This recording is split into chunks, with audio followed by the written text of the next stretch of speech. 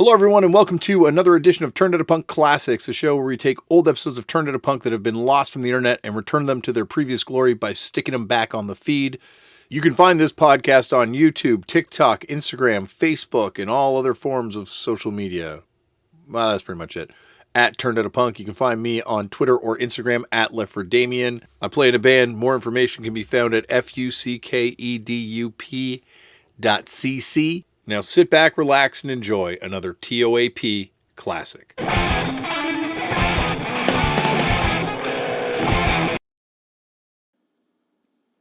right. Did you want to ask me something else off air? Check. 1, 2. Yo, that's exactly right. You're full of shit. Oh, yeah. Okay, I won't yell. Are you turning me down? Check 1, 2. Check. Just check your mic. Yo. Yo, we are kicking it. This is awesome. Well, now we turn the mic on finally, and by the way, this is Chris Murphy from... I'll do an introduction. They're going to know who it is. No, I'm just kidding.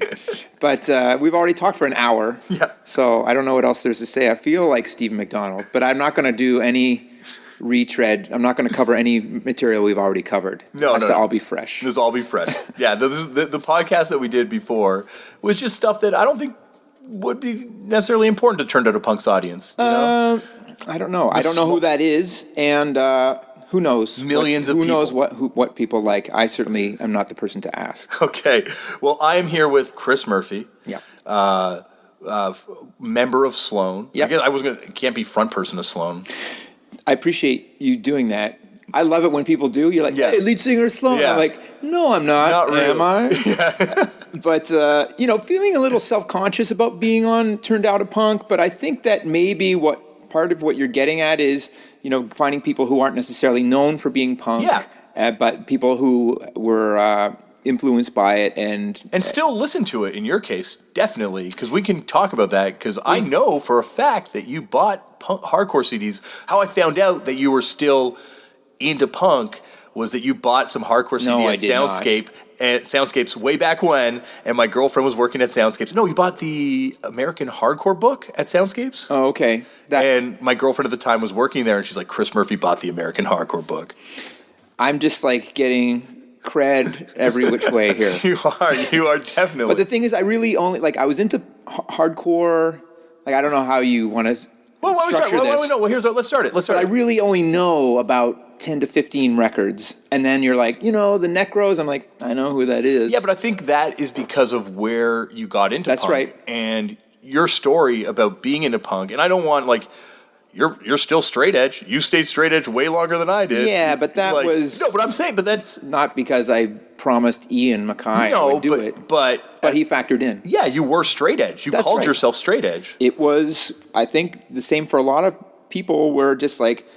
I was did not want to... Let's get to that. Okay, yeah, sorry. Because this is Let's build to that, because that sounds like... Never open with a show closer. Yeah, exactly. So you want to end the show. Your story of deciding to stay sober. That's why... I don't know. And that's how I turned out a punk. And then... The end. So how did you get into punk, Chris? Well, let's see. There's a guy named Pat Oancia who was in my grade 7 class. This is 1980. And he brought... Nevermind the Bollocks in to play at the Christmas party in 1980. So... Had you been aware of the Sex Pistols or Ramones just from TV, music magazines, or anything like that? You grew up in Halifax, yeah, right? So by 1980, I'm in grade 7. Yeah. So I don't think I knew anything. Okay. So I got I got into music early, but it was like Kiss. Yeah. Grade 2, grade 3... I wouldn't give up on Kiss when all my friends did, and I stayed with Kiss up until about 79. They were my band. I was also into Cheap Trick and Blondie and Meatloaf. I mean, whatever was coming. But Blondie, that touches the punk stuff. I don't count that as. No, I know, but I mean by the time I heard it, I'm listening to Heart of Glass. Yeah, whatever. But the Ramones.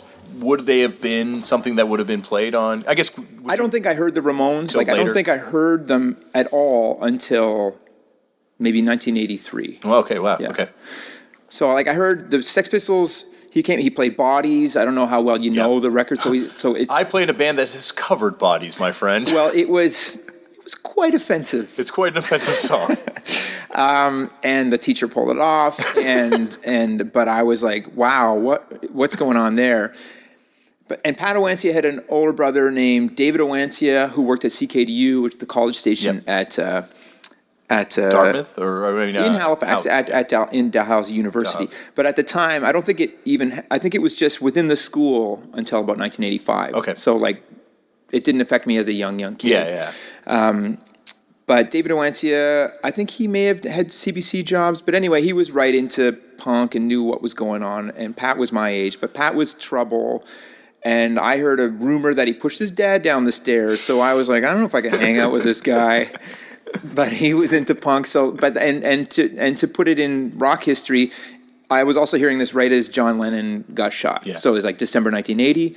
So I knew of the Beatles. My parents had like 2 Beatles records. My parents had a record collection that was about 15 or 20 records deep. Yeah. You know, they had random Beatles records, like the American version of the second record, the American version of Rubber Soul, and Hey Jude, which is like a weird comp singles collection. So John Lennon dies. Were you into the Beatles, though? I hear, big time into the Beatles as well, sorry. But I kind of say that like saying I was into... water. I was into water, yeah. It's like, no kidding. But because, yes, my parents were young enough to be into the Beatles. Sometimes, so I'm 46, so some people my age, their parents were consequently old enough so that they didn't even get into the Beatles or whatever. Yeah. They were like... But my parents were into cool stuff. I mean, they were into like, whatever... the rock. Eagles or like Joni Mitchell. And so I hear the Sex Pistols, and then, so that's 1980, and there are some kids in my junior high who were punks, and I was not in with the punks. Yeah. So like by grade 8, grade 9, I become aware of these kids, and 2 of those kids were in this band that they went on to be called the Jellyfish Babies. Oh, yeah. Yeah, of so course. the Jellyfish Babies were my band, and my Beatles at the Cavern kind of like moment. Like I saw them. They put out that record when they were in grade 11. Their first Jellyfish Babies record. That 12-inch, that first 12-inch? Yeah, it's like a full length record. Yeah. So that comes out when I'm in grade 11. But prior to that, I heard. Sorry. So I have another story where. So there are punks at my junior high, and I don't know if I told you this story before, but at Winter Carnival or whatever, they had different days, like 50s Day. And one of them was Punk Day. Really? Do you know the story? No. I come all done up as a punk, like flirting with the idea. Actually, there's a picture of me in 1980 Halloween. So actually, that's before, maybe it was 81. Anyway, 81. Dressed as a punk. So, but with like my hair slicked back and kind of spiked, punk sunglasses. And safety pins, probably. Some safety pins and like a razor blade. Whoa. But my friend, I have it on my phone. I'll show you later. But my friends were like fake mustache, skinny tie. Like, what do they do? I don't know. They're just like the keyboard player from a new wave band. But we knew nothing. We knew nothing of any kind of alternative culture. We're from the suburb. We're from Halifax, which is no one ever came there. I think stuff was going on. There was some punk stuff happening. As you were saying, like that band that you just pulled out. That's like from Newfoundland. The Slime was in Newfoundland. But there were like bands like the Trash Cans or whatever, which was like kind of art school punk stuff that I was not aware of any of that stuff. There's also like the Dry Heaves and R.A. Howland, I think his name was. He had a couple singles, but like I know what you're saying. There's not a huge scene there. They're probably represented in the mountain of singles that are sitting behind me right now, which are deadening the sound. I always joke at our space. We record our records in our space, which is full of unsold CDs. I always say that's the secret to our sound. Like, the resonance of jewel cases. Yeah. But the secret of my sound is the bane of my family's existence is my record collection. You're doing all right. It's beautiful in here. I'm at Damian's house. It's lovely. Oh, thanks, buddy. But what else is going on? Well, behind you right there is what I wore my first year going to punk shows. That torn up shirt that I got every band I saw to sign. Oh, that's cool. Did anybody cool sign it, or is it all like... Well, I'm trying to think if there's any artist on there that you would think was, Thurston Moore and Lee Ronaldo. I know who that is. Yep. Rancid signed that shirt. Do you remember Die Cheerleader? Henry Rollins produced their record. They signed that shirt. Are they from here? They're from England. No, you're thinking of Cheerleader 666, which No, was I'm from not. here. I'm thinking of Die Mannequin, maybe. Die Mannequin is from here. Die Cheerleader was a band that Rollins produced. Is there another band from here called Cheerleader? Yeah, Cheerleader 666. That became Crystal Castles. It's that dude Claudio from Crystal Castles again. Oh, man. I know, it's all interconnected. It's all interconnected. And here's something crazy. He, before that, was in some post-hardcore type band that used to play at like Who's Emma and stuff, which Mike from Fucked Up used to book. Anyway, so in 1981... So you go to this punk day at the I dressed up as a punk. Like I wore, different than that Halloween, but I ripped my shirt. I wrote Black Flag, who I somehow knew who they were on my... Had you heard them at that point? I don't know. Like, I don't know why I would be writing Black Flag because, like, I don't think I even knew who it would only be the was. 7 inches that would have been available because Damage wouldn't have come out by that point. No, this is like 80... This is like 82, 83. Okay. I wrote Black Flag, more safety pins, maybe a razor blade, spiked hair. You know what I put in? Like my sister's barrettes. So I had barrettes all in my hair. It didn't make any sense. I looked like buckwheat. But anyway, so I went to the school punk day, kind of putting my toe in the water of like, maybe I'll talk to these guys. And of course, they all dressed as preps. Yeah. And they're just like, they wore like 100... like Izod or alligator shirts, you know what I mean? Like stacked on top of each other with their collars popped. And I'm like, of course. They did. Of course they're not going to dress as punk on punk day. So I was extremely humiliated. But that's like, what a smart group of subversive junior high school They kids. were smart. I knew nothing. I was listening to Rush and like U2 was my idea of punk, like, you know, telling my friends that I was like into U2 and that U2 had usurped Rush as my favorite band. I might as well have been telling them I was gay. Like it was just like I had to come out. But at a time that people were like homophobic, like, you mean? Like not like in I knew nothing about gay culture. Like do you know the song Small Town Boy by Bronski Boy? Yeah. Now can you picture the video? I cannot picture the video. What's it? Oh, actually, it's like the guy. It's a story that like it's like the guys and like he's in the locker room with the swimmers. He's watching the kids swimming, and they're basically like, you should go ask him. And so he talks to one of the swimmers, who later beats him up, and the cops bring him home. I think I remember this video. It's like a heavy video. It's very moving, and it's very about. I think I saw that about 10, 15 times, and I finally said, I think that guy's gay. And my friend was like, I think you're right. Like, we knew nothing about being gay. I, by the way, am fully into being gay. Like, I'm not gay. I know what you're saying. But I just didn't want people to misunderstand what you meant there. Like, when you said being into U2 to a group of kind of like homophobic-y. I don't even mean, yes. Yes, it's not cool. If you're talking, I guess, especially to kids, it's not right to be homophobic, but I don't even consider myself anywhere near there. But I just mean it was it was almost like having to admit something that I guess perhaps I used a bad example. That's what I was trying to get at, because I'm not trying to be PC police to you. But P.S. It's still hard for a lot of people to tell their parents they're gay. I know, exactly. I'm saying I think it still works as something that's difficult. It does work. It's just a problematic one. Understood. That I was trying to clarify. And I think it's... but I know what you meant. You weren't saying anything disparaging about being gay, but at the time, certainly not. It would have been very, people would have reacted negatively. We don't need to get into any deeper. I think it's still difficult for people. I think they're still very brave to come out, and it's awesome that when parents let their kids, not have to hide who they really are.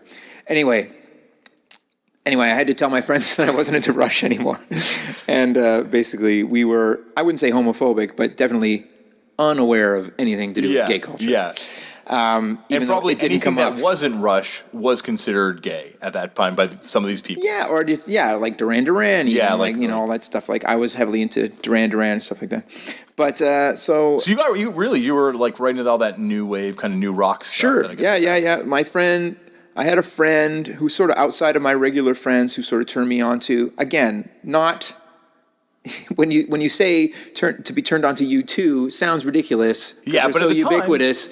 But at one point, and again, and I was again late to the party. Like I'm talking about U2 War, which was huge, but they hadn't yet put out, say, Joshua Tree. And you're living on an island. Metaphorically. Metaphorically, yes. Yeah. But I'm in the middle of nowhere. You're middle of the nowhere. That's what I meant. But. I don't think we were watching. See, that's where I picked the wrong term, because now everyone's going to be offended that I didn't know my Canadian geography. It's a peninsula, jerk. Try going out there. But I mean that in the sense of like a desert for this kind of music. But I don't think we were getting much music yet. Maybe it was available, but it was cable. No, I think it would have been whatever. city limits at that But point anyway, even. so we were watching the new music. Yeah. So we saw some of this stuff. So I was tape new music, and I randomly see a band like, do you know the band Norda? They're from here. Norda. They were on new music. Okay. So they were like weird art punk, shaved sides of the head and long other, like, I don't know what their reference points were. I moved to this town and like in the last 10 years, I saw a guy who was like, you were in Norda. Oh, you saw the Norda? Yeah, I saw some guy he's like, yeah. I think I have a Norda LP. You might, but you haven't listened to it recently. No, I've not. I got to admit, Norda's not being played on the regular. Do you know who either the name Sharon McDonald or Tanya Cheeks? Do you know who I'm talking about? Sounds very familiar. This is like the sort of burlesque scene in this city, about which I know very little. But a woman who goes by Tanya Cheeks, whose name is Sharon McDonald, maybe I don't know if that's betraying her. But anyway, she was kind of my punk mentor by the time I got to high school. Okay. So she was into, GBH. And, that kind of stuff. But also Minor Threat. Like, she texted me the other day reminding me, she follows me on Instagram, and she's joking that she played me like Minor Threat like over the phone. So I'm listening over the phone to Minor Threat for the first time. I'm like, I think I'm into it, but I can't really hear. Really? That's how you heard first Minor Threat? Minor Threat over the phone. Wow. But then she had a friend, and I was trying to date this girl who was like obsessed with Adam and the Ants. But I was like trying to play guitar and wanted to be punk and hanging out with some of these. I wasn't able to hang out with the kids who became the Jellyfish Babies because I had made such a fool of myself on Punk Day. So those were the Jellyfish Babies dudes were the Punk Day preps. They dressed as preps on Punk Day, rightfully. Wow. I dressed as a punk on Punk Day, foolishly. So that's like 83, 82, 83. But so by the time I'm in high school, Sharon McDonald turns me on to the idea, even just the idea of going downtown, going to see shows. And again, it's a small town, and as you know, when a town is small, like you might have like the frat band playing with the punk band, playing with the metal band, and like everybody gets along because the scene isn't it's not factioned off. There's it's not too enough, small. Yeah, it's too small to be not enough people. Picky. That's right. So I would see like the Realists and Club Med, and both of them were basically pop bands. But then, so I was seeing punk bands from downtown, and so like the hardcore scene was still in my mind kind of more like GBH or like more like almost British or something. It's kind of like like leather jackets and studs and mohawks and kind of and some like I want to say skinheads, but I think I'm talking about four guys. Yeah, you know what I mean. Like there's a skinhead. Well, then a skinhead like Oi was happening at that point. Yeah, so the guys into the business and that kind of stuff. But that was not my bag really. Yeah. So like when I heard Minor Threat.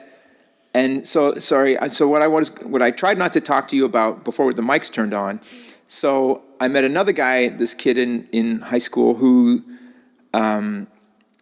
became my good friend. His name was Mark Ducharme, and we formed a band.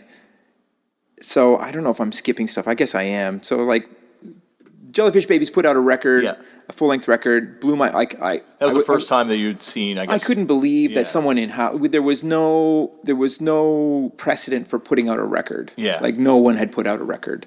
I had, and I'm confused too. Like I'm hearing Minor Threat, who put out a record, but I think I knew I didn't really know they're from DC at first. Like I kind of thought they were from Halifax at first because there was a guy named Ian Cook. You thought that was Ian bald and played in bands. And like, and you're not seeing. It's not like you're seeing pictures of this band on the regular. You probably just saw the insert on the record. I saw the 45, like the 45. Like I guess I saw Out of Step as well, but like the record that became. We called it the red record, it's blue and green and whatever color. She had red 7-inch, like the first press of the 7-inch. The red sleeve? No, I mean like the 12-inch was red. Yeah. No, but the 7-inch was blue, I think. That's the third press. Yeah. Anyway, but this wasn't 1981 or whatever. It sold out really quickly, that record. Yeah. But anyway, go on. Well, not in Halifax. No, but how would they get the record? Actually, that's my point. So CKDU was a real thing. It went FM 1985, but it was full of the cool people. Yeah. Like I finally met them, and like sort of 83, 80, 45, more into 85. I start going downtown. Was there a band called Null and Void that would have been like a new wave band that was going around then? I don't like. Okay. I don't know. Okay. And there's a funny thing that Steve Albini, in his recent sort of like State of the Union or whatever, that State of the Industry or whatever thing, was talking about. I forget. I didn't read the whole thing, but one of the things he talked about is like these bands that went through their whole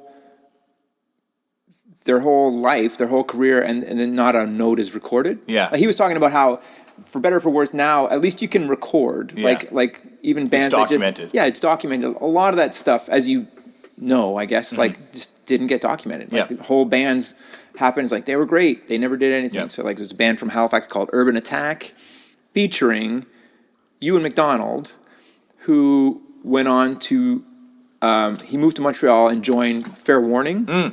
So so that dude's originally from... He's a Halifax guy. And then you're right. So he's playing drums in Fair Warning. Yeah, he's a drummer. He's got diabetes. Yeah. He goes blind. Yeah. And so he can't play drums anymore. Or he stopped playing drums before he went completely blind. Because it was factoring into his blindness. Yeah. And so he plays bass. And then his bands are Failsafe. Yeah. So you know who that is? Yep. So the singer of Failsafe is Ian. That I thought was Ian MacKay. Oh, really? My name is Ian, and I'm from Halifax. So did a lot of people move from Halifax to Montreal? Yeah, I guess there were the types that actually a lot of the sort of like punks went to Montreal. Yeah, and then I guess I don't know the people who moved to Toronto. I didn't know anybody, so people were. As I was coming onto the scene, like there were people who were like moving back. I'm like, who's that guy? It's like he was in whatever, it's like Urban Attack or whatever, like these bands in 1981, and now he's back. I'm like, well, I don't.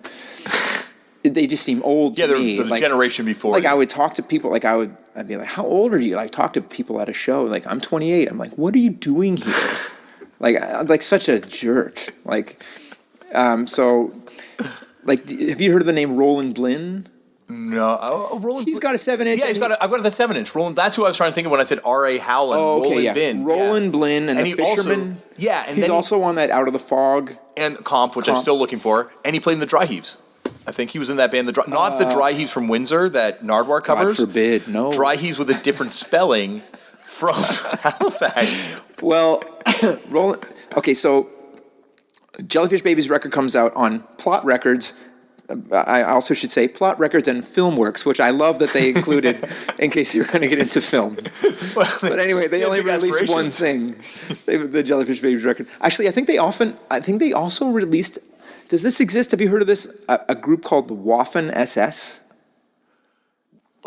I think that's like plot number 2. Was Waffen SS? Waffen SS, wow. Like some kind That's of a heavy, some kind of specter that was terrifying. Like the Waffen is like they're coming to town, but I think they were from Cape Breton or something. Like it was just like beyond rural. Yeah, but like this like sort of like German like Nazi influence. Yeah, just like whatever. I'm sure they were goofing around. Yeah, it was. But the time, anyway, it would seem scary to me. Yeah, but. So Plot put out that record, and Flamingo Records, which I think is, again, one record deep, put out a compilation called Out of the Fog. Yes. Which is... They were from New Brunswick, though, that label, I think. I think it's from New Brunswick, right, that comp? Okay, that's DTK Records, which is Fredericton, New Brunswick, which is Peter Rowan, who became our manager, Sloan's manager. And he was in this band, the Vulcans, or the Vogons? Vogons. He was not in that band. But they were on DTK? DTK, Dress to Kill. Yeah, Dress to Kill. Peter Rowan was in no bands. Okay. But the Vogons were like DTK number 1. Yeah, DTK number 1. And that 12-inch is awesome. But they put DTK, which again never made sense. This is like the most obscure conversation ever. Right. No one's awesome. That's right. No, but that's right. You know what? You can edit it. I'm not editing this shit. Are you kidding me? This is like stuff I want to know. But I'm just thinking about. I'm like, the only person in the world that I've ever talked about this stuff with is Jonah from Fucked Up, like the Vogons 12-inch. He's like, he finally found a copy the other week at LPs. I'm sure Peter Rowan has 100 under his bed. Yeah, I'm going to need his number after this. Well, anyway, no, Flamingo Records was just like I think it's like Greg Clark, who was like the promoter. So Halifax had CKDU, it had a promoter named Greg Clark who put on all the cool shows and booked bands, and mostly just local bands. And he opened an all-ages club called the Club Flamingo in 1987, like basically just as I turned, like as I was turning of age to go, but like I didn't want to go to the bars anyway. But it was, and so he really helped the local scene, and I was really in the hardcore scene. So the hardcore bands are, again, barely documented. False Security, which is on the Out of the Fog comp. So when Out of the Fog came out and the Jellyfish Babies record, this is all 85, 86, I wanted so bad to be a part of it. I was just drooling. I wanted to be in the Jellyfish Babies. Their drummer, Colleen Britton, she's pretty good and pretty cool, but like I thought that I was like, I'm going to join that band. I wanted to be in that band so bad, and I didn't do that. But you know who did join the Jellyfish Babies? Do you know this? No. Mike Bolitsky. Do you know Mike Bolitsky? Who's Mike Bolitsky? From the Sadies. Oh, Mike, really? Yeah. So he was also in a band. He's from out there too. And so he was in a band called the Lone Stars. I think they may be on the Out of the Fog record. They were kind of like a Stray Cats band, basically, or like rockabilly. That's the thing about the Out of the Fog comp. It's like it's all over the place. It's in what's the word? Indicative of how small the scene was. So it's like Sarah McLachlan is on it with her band, which is called October Game. Yeah. And so like Roland Blinn and Out of the like Fog. 3 or 4 punk songs on it, right? False Security. So like the Jellyfish Babies are on it. False Security is on it.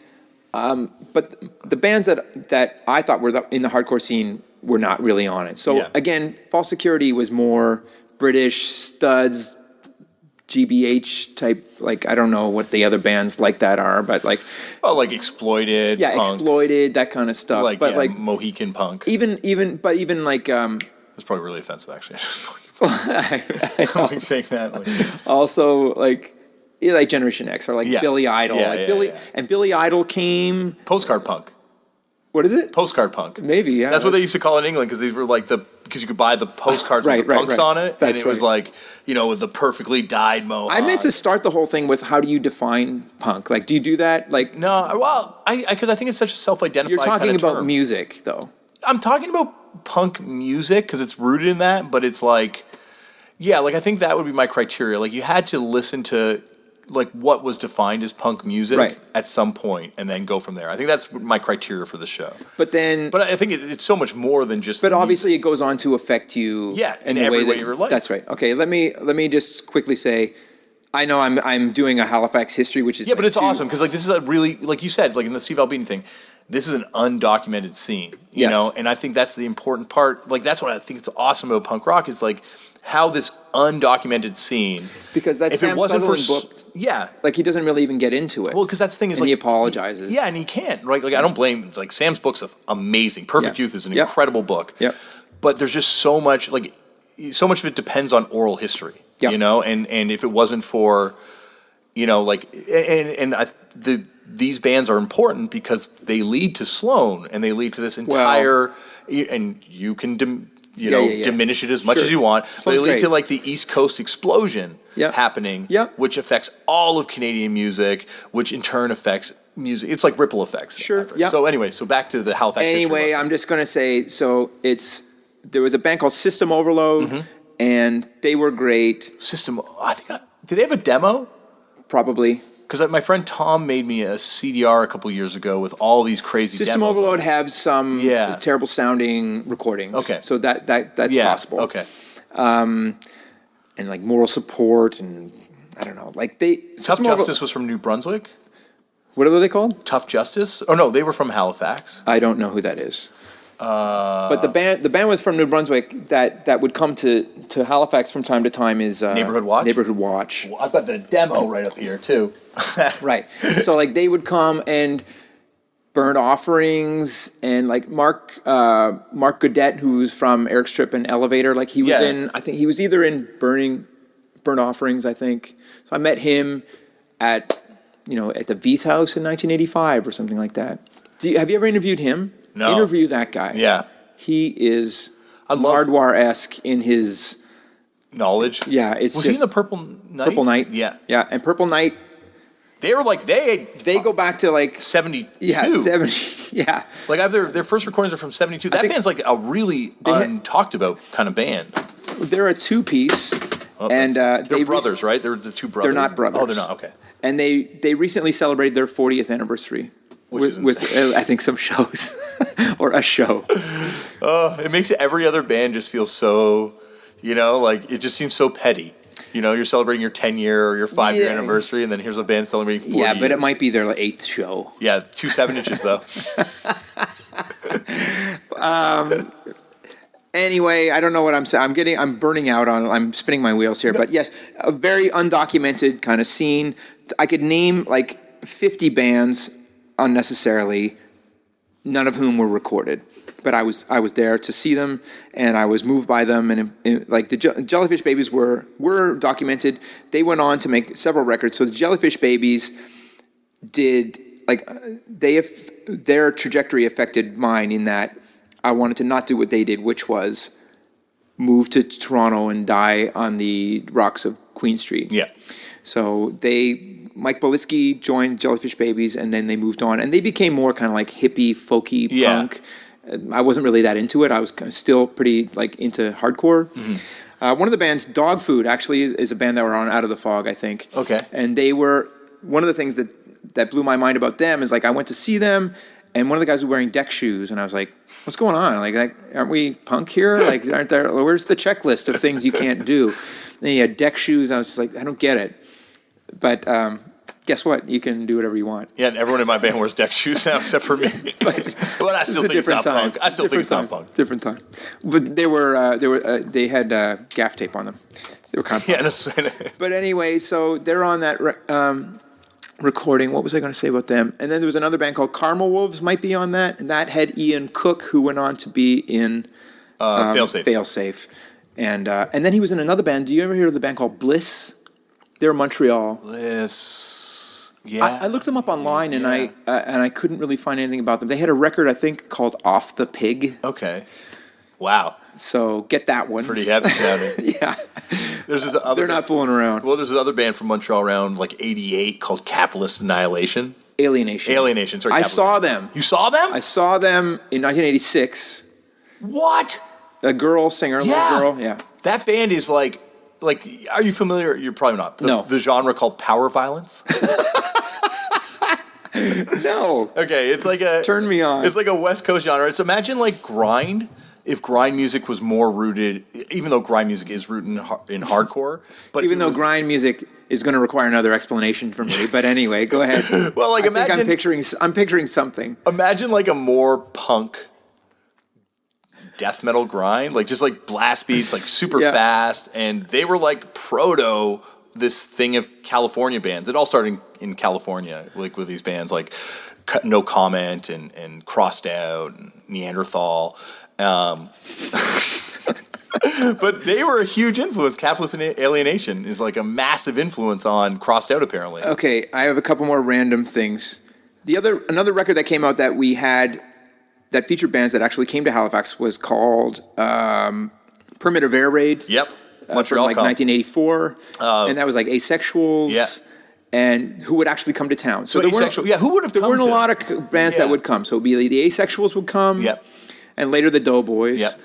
And Deja Voodoo, if you count that. Yeah, I definitely count that. But I hated that. You didn't like Deja Voodoo? When they were coming to town, I basically just wanted to like mosh or what, you know what I mean? And it's like, and they just were a goofball two-piece, like, I don't know what you call it, garage. The lead singer, Gerard, yeah, his brother was my high school math teacher, Nick. Right. So they were silly. Yeah. But the records are good though now, but not what you're looking and for. To say and on the spectrum, I thought that the music in Halifax, like False Security and System Overload, and these bands, System Overload, kind of a little bit more like fun. It was all really very humorless. Yeah, it was very like serious and like whatever. But so when I finally put a band together in 1986, we were called Whiteout. Get out! So don't go looking for that record. But I do have some terrible recordings. Whiteout, by the way, spelled W-I-T-E, and we used whiteout to do the go graphics, get rid of the H. Anyway, so it's so stupid and terrible. But it was goofier. So So what were your reference points? Sorry, but I also meant to. I'm terrible at storytelling. I actually wrote a bunch of stuff down and I threw it in the garbage. No, this is better. I like this. But anyway, this is awesome, Chris. I know. I'm just kidding, chilling, man. Ewan McDonald. Yeah. Who, by the way, he later changes his name to Clank. Have you ever heard of this guy? No. He's now called Clank. You talk to him ever? I see it, like, I don't know if I've seen him in the past 10 years, but like he would routinely come out to see Sloan. And stuff, yeah, so good for him. He's awesome. But his sister Mary dated my friend Mark Ducharme. He was in this band Whiteout with me. So we had like 5 originals and did some covers. And I also didn't finish my list of who else would come to Halifax. It would be like Asexuals, SNFU, Deja Voodoo, DOA came. DOA, yeah. One year when I wasn't allowed to come. I actually think that DOA may have played the same day that Sonic Youth played, actually. In Halifax. Again, I didn't go to that. I don't think anyone went. It was like at the art college. Okay. But that's like a famous gig, one of those famous gigs that everybody apparently says they were at later. But that wasn't my bag. I wasn't even into Sonic Youth. I just thought that was crap. So you were probably bummed about missing DOA?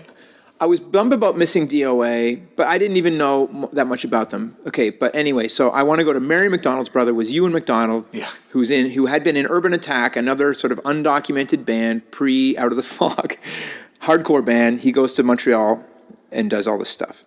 Fair Warning, they have a record. Fair Warning, do you have that record? Yep. Do you know the name of it? I can picture the drawings of them playing to their backs to the camera, quote unquote. Yeah. But I can't remember the name of it. That's right. It's called You Are the Scene. You Are the Scene. That's right. Fair Warning. You Are the Scene. And they were on Primitive Air Raid. Yeah, they are on Primitive. And so is Genetic Control. They never made it out though, right? Genetic Control didn't come. Who else is on? Vomit in the Zits. Are they on that one? Vomit in the Zits. Yeah. Yeah. Who else is on that? Is My Dog Popper on that? I don't know. Oh, maybe they are. I don't think they are, actually. No? But like Genetic... Oh, No Policy? Yeah, I think No Policy. They have a song called News or Propaganda? Is that the song that's on there? Are we going to have to dig out the Primitive Air Raid conference? I do know all the words to News or Propaganda. You do? Yeah. If we hit a wall, I'll go into it. But that'll be our cold out. That's right. You just recite the lyrics of that. What was I going to say? So you have Whiteout. You got songs. Terrible. What covers were you doing in Whiteout? You mentioned you did covers. No, you know what I want to tell you? I want to tell you that Mary McDonald, through dating Mark Ducharme, had access to Ewan McDonald's record collection, from which I get everything. Oh, and that's where you get your records. So it's Minor Threat Records, Bad Brains, 7 Seconds. Where would he have been getting all this stuff? Mail order or traveling? There's a record store downtown called Track Records. Okay. And you could order from there. Okay. But so I had all Ewan's records on tape. Yeah. So that's basically all I had. And I was kind of still afraid to have records around. Like, I ruined my Out of Step record because my dad came in while I was listening to it. I ripped it off. It's like full of F-bombs. Like, I was terrified that he would hear them. So my copy is scratched. But VG minus now. Record grading stuff. Oh, yeah. Oh, right, if I try to resell it. But I owned it, so... Oh, it's got providence, too. I'm just kidding. But it was the blue. Like, it's way later. Oh, that's late. Yeah. So fucking late, dude. I also own the red, but I don't... You know what? Another thing I did, so I got all his records, but the records that I really loved, so it's like Husker Du, I guess, like Metal Circus... so at this point, you're getting kind of drawn to a little more melodic stuff? But that's all I ever really got into. Okay. I never really got into screamy stuff. Yeah, but you're... Damian. Well, what, Ian MacKay's busting out like a Neil Young-esque vocal? One of our jokes about Ian MacKay was, unlike Uniform Choice, who just used one note, Ian would use two. Yeah. So he'd be like... Uniform Choice would be like... It's basically Morse code. I think Matt DeBar sings like an angel. I'd love him to sing Danny Boy at my funeral. No, I'm just kidding. Could arrange it, I guess. Oh, Danny Boy! That'd be Danny Boy, the bites are calling. Can you write that on a staff for me?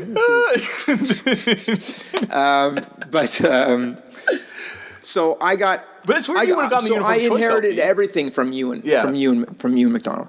And so it's all so the music that I love is all the sort of like what I call like white magic, like just like positive, like, positive mental attitude, or like what's PMA. what's that 7 seconds like Better Youth Organization, Yeah, people, the Youth Brigades thing, or whatever. Yeah, but the 7 seconds put out records on it. Like all that sort of like let's get together and do this. Did any of those American bands ever come out to Halifax? The only band that ever came to Halifax, and it's a weird reference, is DC3. Do you know that? Yeah. Des Cadena 3. Yeah. They came to Halifax randomly. I wasn't even there. I went to Montreal. I saw them in Montreal. I didn't go specifically to see them. I don't know what year it would be, because I would go often to Montreal. So anyway, in 1986, I drove to Montreal to see the Descendants, and Dag Nasty opened. I hadn't even heard of them. So they were fairly new. Yeah. They were doing their first record. So it's Dave Smalley on vocals. It was actually not. It was like Peter Kortner or whatever. So it was the end. Like he was just like, it was like his first week. Okay. Or whatever. And I don't think he lasted very long either. Yeah, no. But I don't even know if that name is right, by the way. No. Something like that. Anyway. But anyway, and Dave Smalley, by the way, not the original singer. We all know it's like Sean is the original singer. Sean Brown? Yeah, Sean Brown. But that record came out after, so the documentation came out later. So that's fair enough, nerd. But so Ewan was at that show. This other guy named Chris Murphy, who factors into my life, was at that show. Like there were two Chris Murphys. Yeah. So I used to hang out with him. He was at that show, and my buddy Scott Kennedy, who and he was into punk with me. Did you guys drive back? You drove down with, or? So I would have driven to see the Descendants and Dag Nasty, and we also saw No Means No. Oh, wow. Like on that You Kill Me record. I could not believe what I was seeing when I saw them. Yeah. Like I had seen punk bands before, and the Descendants were great, and they were my favorite, and I loved them. But No Means No, like what was going on there? Do they have the two drummers on that record, or is that before? No, it was guitar-based drums. Okay. And but it was just whatever. My mind blew open. There's a full No Means No set that Much Music shot with like 3 cameras in the archive from like that era. Peter Rowan, maybe a year or two later, he had a music festival in Fredericton. Yeah. Which tanked. There's an ending to like I think it's a My Dog Popper song where it ends like there's like an as the end, and then somebody says, "Gee, Glenn, sorry you lost so much money. Here's $50 back of the $7,500." Wow. Anyway, I think it's My Dog Popper, although that's not my expertise. But yeah, so he did a 3-camera shoot of No Means No. Oh, for that thing? I wonder if it's the same. Is it in a club? Was it outdoors or was it in a club? No, in a giant hockey rink with a few people in it. No, this was like a club. I think it's at the Apocalypse Club, maybe even, or something like that. Okay, and it's I remember we were going through the archive one time, and we played. Get me in there. Let's get in. Like you and I could go in there. Yeah, you think they're letting me back in that building anymore? I don't know. Are you persona non grata there? Well, they fired me, so they fired everyone, right? They hired you at one point. Anyway. They hired me at one point. You're ahead of me. So very few bands come to Halifax. It's true because it's 14 hours from Boston or Montreal. I know Sudden Impact did a tour with Schizoid out there in like '88, maybe, but maybe you weren't. Maybe, but that was like my time. Like I would have seen that. Okay, maybe. I think I've seen flyers. Maybe it was later. I rented a place in '88. And we were, not me, but like whoever, we were in talks with like the Dayglow Abortions were supposed to come. And like I really feel like that was like, yeah, they're on their way. Like they were, anyway, they never came. They never showed you. So we had a local show and it was great. It was like, hey, instead of charging $5, we're going to charge $2 or whatever. But the local scene was cool, and by nature of being like any place like the Seattle Story or whatever, you have to make your own. Yeah. You have to dig the well, as they say. Like you have to make it because no one's going to come and do it for you. Mm-hmm. And so it was great in that way, and it was encouraging. And that thing in Seattle too, it's like, but people did go to Seattle. I agree. More than that's right. Nova Scotia. Yeah, nobody came to Nova Scotia, and then Newfoundland. You talk about that other band. Well, this Newfoundland. There's 3. There's the Slime. Yeah. Then there's the band The Reaction. reactors that had a 7-inch. Okay. Like 2 or 3 years later than The Slime, or maybe a year later. And then Schizoid, like a New York hardcore style band, starts in like the 86 there. Yeah. It's so weird. I don't know anything. I can assure you that none of those bands came to Halifax. Yeah, okay. That would have been on my radar. Yeah. I went to every show, like any hardcore show. Like there were also other shows, be like the Grapes of Wrath or something. Like I would kind of go to those shows too. Well, those Grapes of Wrath are funny because they have that hardcore connection, right? Like it's one of the guys from Gentlemen of Horror was in. Oh no, is that Grapes or April Wine? Maybe I'm thinking of. I doubt it's April Wine. Is April Wine from which one's from? April Wine is from Victoria or that'd be Grapes of Wrath. That's Grapes of Wrath. I think have members of. But April Wine, P.S. started in Waverly, Nova Scotia in like 1960. Yeah, no, it's definitely not April Wine. Dude, this is where you like school me. I'm like schooling you on power violence. You're like, here's your Canadian rock history. Let me just quickly go through the history of April Wine, everybody. Wah, wah. Yeah. But they were cool. April Wine, by the way, they relocated to Montreal, so they're often thought of as a Montreal band, but they started in Waverly, Nova Scotia. So would you go and see Grapes of Wrath? So you said I would have gone to see anything. Like I went to see Deja Voodoo, who I hated. Like I went to see all that stuff. Just because it was a show. It was a show. Like like there were not that many shows happening, and there are not that many big shows either. Like,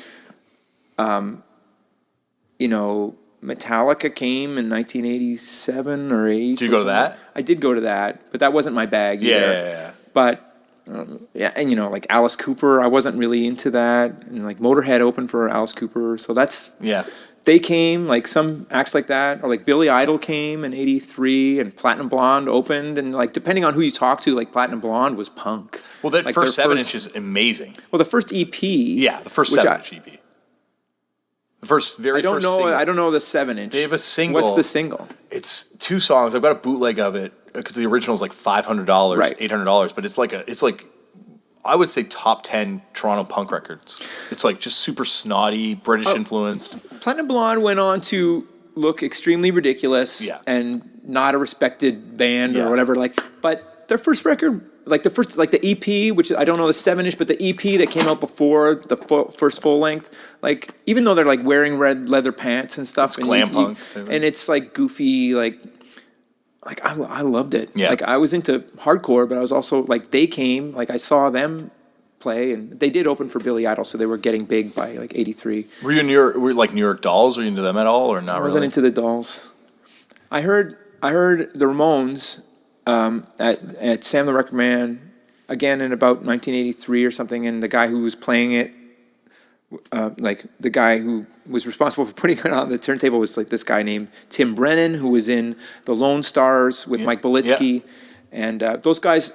I was a real ageist, and so I didn't talk to anybody older than me, and I really, and I kind of had a chip on my shoulder about it too, where I was really into helping like the younger bands and stuff, and sort of obnoxiously made a point of it. It's like not obnoxiously, but just like really terrified for anyone to think that like who does this guy think he is or whatever. Mm-hmm. Especially when like by the time Sloan happened, and that's like I'm like a 24-year-old man, even though I'm still a boy. I'm still a boy today at 46. And by the way, it's happening now that Sloan happens at the midpoint of my life. I've been in Sloan now longer as long as you've been alive. Yeah, as long as then like half as long. Yeah. But really self-conscious about not wanting anyone to think that I, thought that I was hot shit or something like that. I was really into, but I really felt like a lot of the older bands did not reach back and help the younger bands. But I really thought that it was important. I think a very natural kind of way to feel as a young punk doing stuff. I felt the same way, like super embittered towards that sort of like previous generation of bands for not being more involved in the scene. Yeah. You know, and then you get to that age where you're like, oh, they probably had others, like they had kids. They couldn't be as involved. Fair enough, yeah. You know? Well, I didn't have kids till I was almost 40. But you trying to rub it in for me, Chris? Fine. No, you've done a great job of managing your life. You've got it all. You've got a cult cult phenomenon outside of Canada. My world is very small. Anyway, in 1987... We'll get to your cult in a minute, my friend. In 1987, I drove... my friend Scott Kennedy, who was into like... what what do they call it? Squirrel bait and stuff like that. You would like write them letters. They would write them back. Oh, like Dutch East. They were on Dutch East Homestead. India, I think. Oh, yeah, maybe Homestead. Yeah. Gerard Cosloy from Matador's label. Was it? Okay, Yeah. I don't know. I don't know him. I know Nils Bernstein. Yeah, put out SSD Controls bad records on Homestead. Outside of my, like, I just told you all the records that I know. Yeah, but then basically. you're leaving out a big thing. Oh, and like the first Bad Religion record, I knew that Yeah, too. but you're leaving out a big part of stuff that you get into, which leads to a major road trip in your life. In Revolution 1987 Summer was happening in D.C. But I thought, was it 87 or was it 85? Okay, it's happened in D.C. That's Fine. right. There's Revolution Summer bands now. So I drove to So you've been to Montreal. Montreal. I drove, I think, on that trip, maybe 87 or 88, I don't know, because I went twice. But we drove to Washington, D.C., where all of our favorite bands. So basically, So you were into all that Discord stuff, like Beefeater, like all that kind of... I was into all that stuff. So, like, I wasn't so much into, like, whatever, SOA or, like, Iron Cross. Or, No, but, like, the... But I was into, like, Beefeater, Soul Side. Yeah. Gray Matter. I had the Ignition record, but I didn't love it. Rites of Spring. Rites of Spring, Yeah. I loved. Embrace. I didn't love, but I bought all those records. Egg Hunt. I had that too, but I didn't love it. And do you know the band? What are they called? Kind of like a Fugazi. Fugazi later. Just kidding. No, but yeah, what are they called? Lungfish? No, I wasn't into that. There's it's like a specific time, I guess, because Lungfish, is that later? I think it's a little later. Yeah. I'm trying to think of the other bands like right at that. The other band that's not on Discord, but that was from that, so like Bobby from Soul Side's brother was in, do you know this kind of stuff? What was his band? What the hell are they called? Anyway, I don't want to waste too much time on it. Kingface. Oh, okay. You ever hear of that band? Yeah, I've heard of that band. It was kind of posturing metal kind of thing, like kind of Dag Nasty sort of thing. Recorded terribly, but like I loved that record too. Like anyway, so I was into all that stuff. Scream, you know what I mean, like that kind of stuff. So Dave Grohl though. Pre-Dave Grohl though, I did see Dave Grohl play with Scream. Oh, you did? Yeah. Did you like that? Were you like a Scream, or did you go right the way with Scream, or are you like someone who's like, I like still Screaming more than? I bought Banging on a Drum or whatever. Oh, yeah. And like I wasn't as into that, but I did love the first two or whatever they were, Still Screaming and No More Censors. No, that's the fourth one. No, I didn't have that. I can't remember what the second one's called. There's a 7-inch too. Anyway, you're right. Anyway, I was into all that stuff. Yeah. And my friend Scott Kennedy's mother died. He got kicked out of the house, got kicked out of school, like in grade 12. He had no money or resources. Yeah. I didn't have very many records, as I've bragged before. Yeah. Because I was saving my money. You actually at one point told me you were going to, one day, he's like, Damian, next time I go back to Nova Scotia, I'm going to come back with a crate of all my hardcore records and just give them to you. I don't know if I said that, did I? I think I remember at the Three Gut House that being a conversation we had. Well, I have them all. Like, No. I don't want you to do that. Well, so when we went to Washington, D.C. Yeah. Sorry, Scott Kennedy, I was going to say, like, it turned out what I had been saving money my whole life for was to buy my friend a van to live in. Oh, really? Well, I didn't want to, but, like, he was desperate. So I bought him a van to live in. It cost, like, $1,500 or something. $500 of which I was paid back. But basically, like, all the money I saved my whole life. Anyway, but he was in trouble. And I still love him. I see him from time to time. He lives in Calgary. He's awesome. And he hates talking about it because he was so down on his luck at the time. It was a terrible time, I bet. Yeah. But he's awesome and he's great now.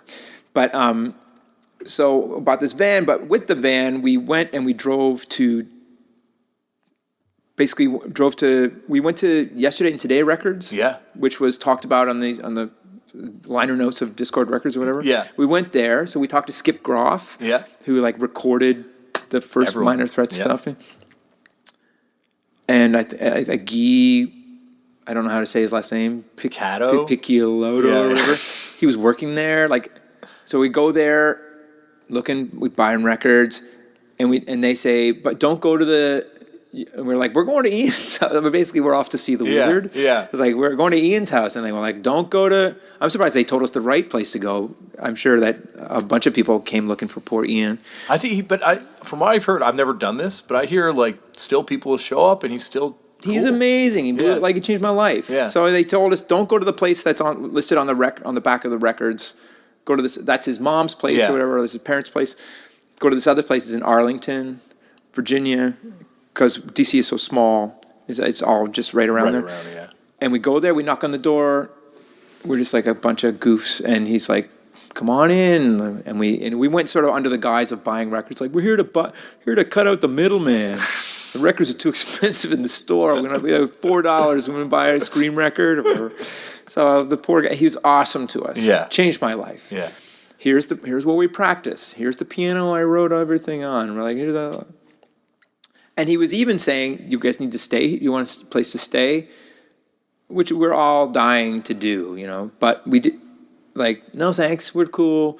And so we just sleep on the street, or we sleep in a parking lot in the van, not really realizing DC is really dangerous. Yeah. At that time, yeah. So like the cops would come, or like sleeping like on the roof of the van or whatever. They're like, guys, it is really not cool here. You have to get out of here. Nothing ever happened to us. Like, it was totally fine. How long were you there? So we'd like hang out there for like 2 weeks or like 3 weeks, going to see shows. So we saw, like, I did see like Sonic Youth, who I didn't even care for at the time. Agent Orange. Yeah. Rollins Band. I don't know, like, because I went to DC twice, so I can't. So I went in '87 and '88. Okay. So I went the second time. So the first time I went with my friend Chris Murphy. By the way, neither of us had like a passport. So we're both named Chris Murphy. We were both born in Prince Edward Island. So we both have basically identical birth certificates. So they put you in this room, you in this room. Anyway, Pre-September 11th world, though. That's right. Yeah, it's like, come on down. Spend what little money you have. Yeah. And so we went the second year kind of as a band. So my band. So I was in. So Whiteout played 3 gigs. Where did you play 3 gigs? In DC? Sorry. In Halifax, ever. Okay. Recorded nothing. Recorded like a demo tape with a mic hanging in the middle of the practice space. Like the singer is closer than the drummer. That was the recording. Well, I have that still. If you need to hear that. I need to hear that. I need to hear that, Chris. And so and by the way, the caliber of songs is like, so my songs are like Self-Mutilation as an Attention Getter, like Goof, like The Truth Hurts, and then the other guy who wrote was like War Toys, kind of a little bit more like serious. Political. That was a serious political ballad. War Toys, and what was it? Just embarrassingly like the militia, the weekend warrior, like whatever. Just like, what about, like, you mentioned that you were into like Husker Du. Were you into Dino Jr. at this point, or all? I didn't like Dinosaur Jr., but so I had all these like equivalent bands. So like I like the Descendants. My friend Scott Kennedy liked Squirrel Bait. He liked Dinosaur Jr. I forget what the equivalent band, but like I almost felt like we had these like mirror and opposite things. Tastes, yeah. I didn't like guitar solos and stuff. I thought it was like wanker music. Okay, so you're like a straight up hardcore kid. Like, you loved punk and hardcore. That's what really kind of connected, resonated with. Like you. I didn't on that. Sorry. So I think in '86, if maybe '86, like I think it's '86. So I see the Descendants in Montreal. Yeah. No Means No. And the other band I do see is Capitalist Alienation. Yeah. And my friend is wearing deck shoes, and it is a punk scene. It is terrifying. It's Their sticker, which I probably can find if you're into that kind of stuff. Yes. I don't know where that is. It's a Mohawk punk cutting off a cop's nose, which is in the shape of a penis, and it's just like my friend's got his deck shoes on. He's like, we have to get out of here. Like, but of course, no one cared. But it seemed like a dogmatic, terrifying place, and the music was kind of more terrifying than anything I had seen prior. Black magic punk, to use your white punk. Yeah, black magic to my. Yeah, that's exactly white right. Magic punk like, analogy. are these guys singing about the scene and how we can do more if we get organized, or are they talking about killing police? So when you go to DC, you, both times, so you see Agent Orange. You must have seen all those Revolution summer bands. I saw like Das Damen played. I saw Rollins Band. I saw Scream, I think the second year with Dave Grohl. So we were there. It's boiling hot. It's like 40 degrees. We're sleeping in a van. We all stink. You stepped in the van the second time too? You didn't? Yeah, there's no place to shower. There's nothing. We're eating ice cream sandwiches. For 2 weeks. 2 weeks. And then it's like, We were there for 2 weeks, and it's like, Scream's playing in a week. We wait a week of living in a sauna, and they played for like maybe 25 minutes, and they played like covers. They played Wild Horses by the Stones.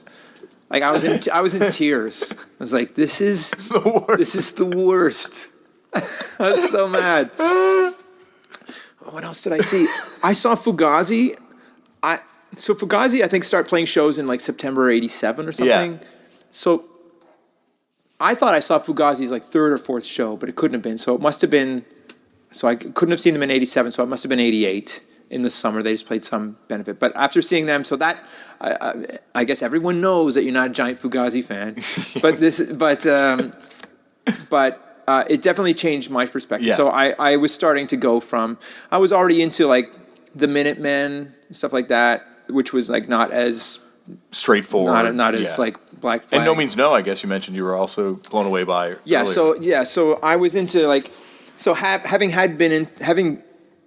been into Rush.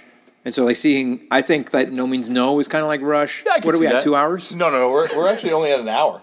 I'm like, we must be flying. Sorry, No, what this am I is at, awesome. 87? No, this is awesome. No, keep it going. Keep going. I'm going to try and break the Steve McDonald record. But, no, I'll wrap it up. No, we're not wrapping it up, Chris. We're not fucking wrapping it up. And then I joined Sloan, and I renounced my punk. Anyway, so I was into that kind of stuff. I don't know what my point is. You're talking about the DC stuff, going to see Fugazi. Yeah, so I saw like a band called Three, who I think it was like Grey Matter plus Jeff Nelson from Minor Threat played drums or something. And the original drummer of Grey Matter was like Idante, who had been in Iron Cross. Yeah, he's in Iron Cross. When he was a little boy. Yeah. And now he books the Black Cat in Washington, D.C. So meeting Ian MacKay was like a giant formative thing for me. And he was so cool to me that even though I've heard stories of people say to me, when I first met you, you were a jerk to me. I'm like, I was probably joking. Or you were hammered and being a giant asshole, goof. Yeah. I have wanted to be as cool to kids for whom music was everything as he was to me. And it really bowled me over. And as much as I loved Minor Threat, and say what you will about Fugazi, it's a fantastic second act. Yeah, like I like it's not. It doesn't resonate with me. I know, but at the same time, it is. And look what they hugely did. important. And I can see why people like it. Exactly, and everything. And Black Flag was another one of those bands. Yep. I don't think I had because I didn't. The first Black Flag record I knew was Everything Went Black. Mm-hmm. So I didn't even. I don't think I might have had Damaged on that first. Like from Ewan or something, but I didn't like it. Yeah, because it wasn't singing. And Everything Went Black is, in my opinion, the superior Black Flag. Well, that's what I thought Black Flag was. 12 LP. So like I had, again, like my knowledge of the Beatles, which was like their second record, and like Hey Jude, like I knew Everything Went Black, and then the next record I bought was In My Head. Like doesn't even count. No. my first was Process of Weeding Out. And it was $35, the instrumental 4-track. I heard you again, to get self-referential, I heard you talking about that to... Tom Sharpling, I think. Yeah, Tom Sharpling. Yeah, that's right. No, but that's the thing with... you didn't have the ability to fill in the gaps yourself back then. Like now, if I'm like found this one record by the Beatles, and then I had another record, I'm like, wow, it sounds so different. I wonder what came in between. Right. Type. Yes. See all the pieces. There was no typing to be done at the time. This is all... Pre-internet, if it's not already, sadly. So, what did you think when you saw Rollin? Were you weren't because you were like, oh, this is the guy from the bad Black Flag? I was in. No. I was into it. Like, I mean, he was scary and and that's Rollin's band early. And I even feel like he was saying, "This is the first time I've been back to DC since I left," or something like that. Yeah, I haven't been back here in however many years. I'm trying to think who else I saw. Anyway, I saw a bunch of another band that I met. Was that band Shudder to Think? Yeah. They had a single out. Yeah. Wow.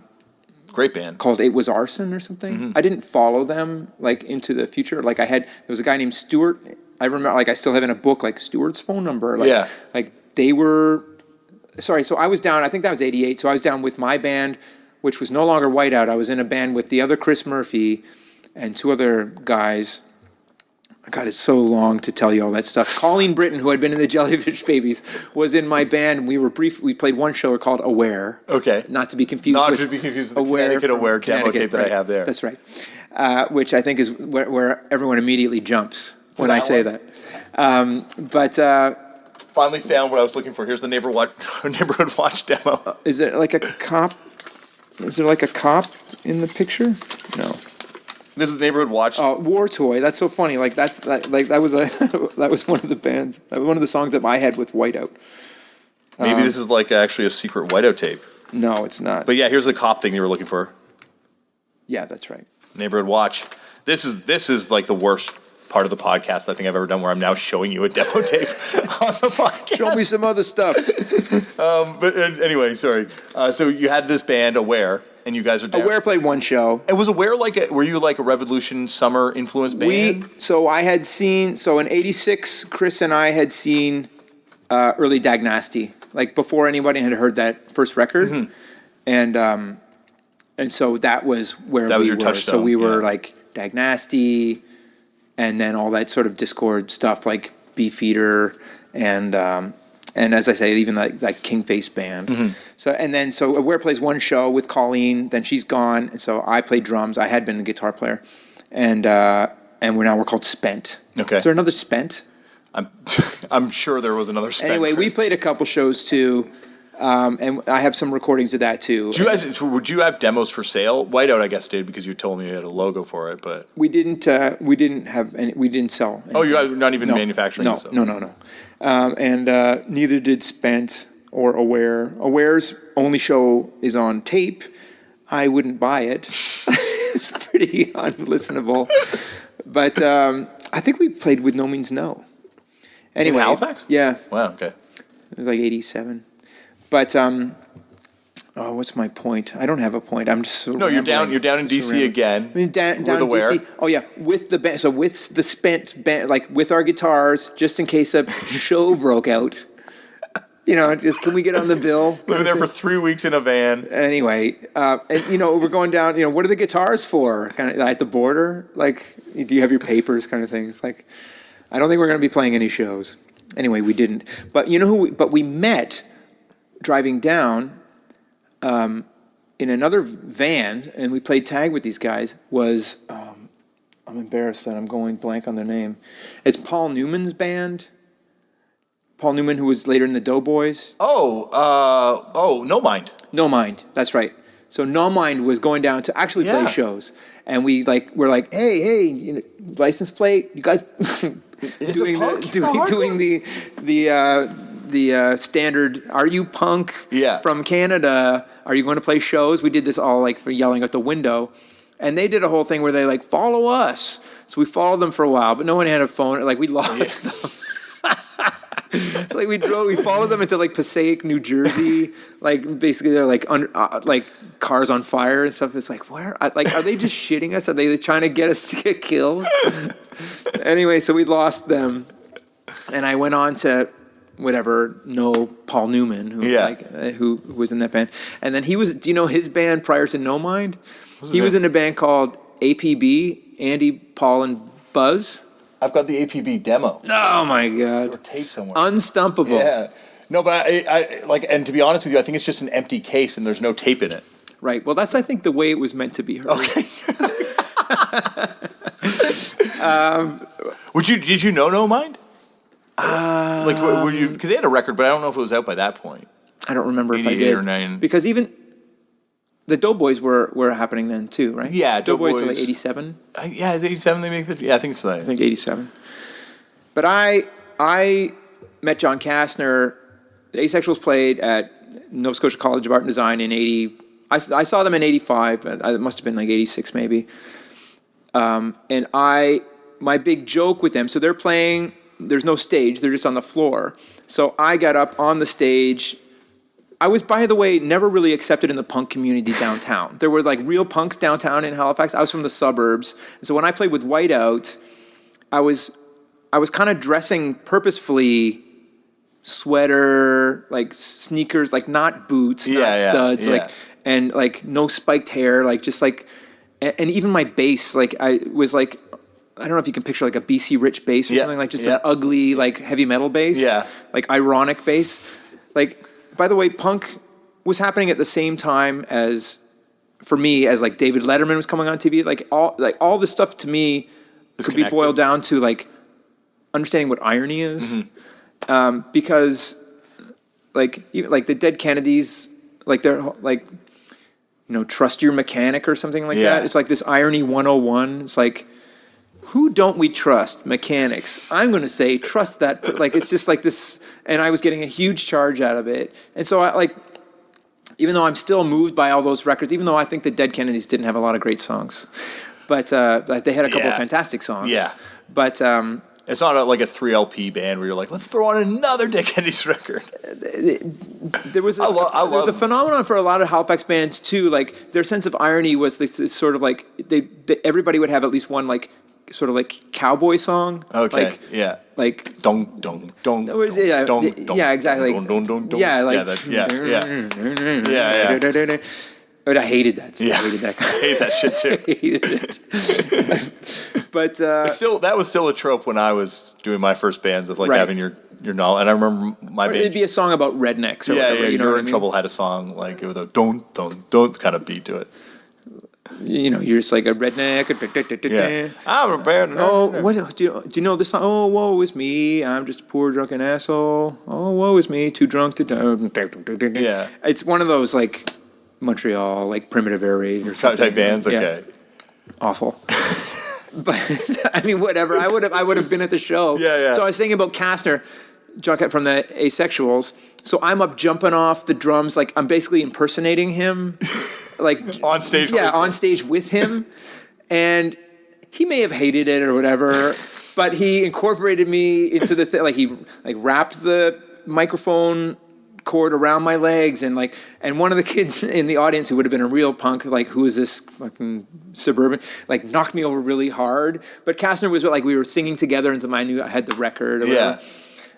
So I remember talking to him after the show, and he would talk about like he was saying that Asexuals were in L.A. and we played with the Descendants, and I was basically just in awe. I couldn't believe that, and he's like, because in Halifax, like the idea of like crowd surfing or whatever, like you could never get enough people. So it's just like hysterical, like people just holding people up in the air, like carrying them, like just like walking. Like it's just so silly. Have you ever played a show where the audience does that?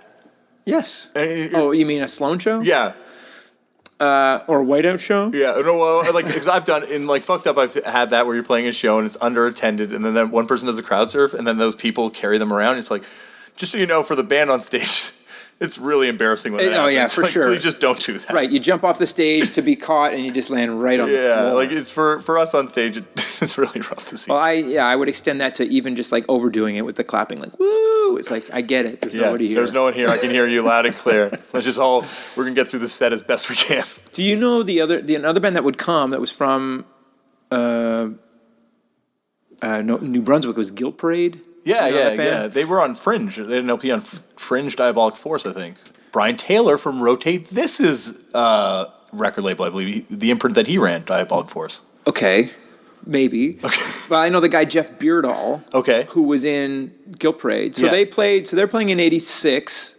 I think their record didn't come out till like '89. Yeah, it came out later. It's kind of like after. It was happening. That's like all those like young Canadians, like all the Toronto Direct Action, all those bands like put out their LPs and they would all come out way later. Posthumously. Yeah.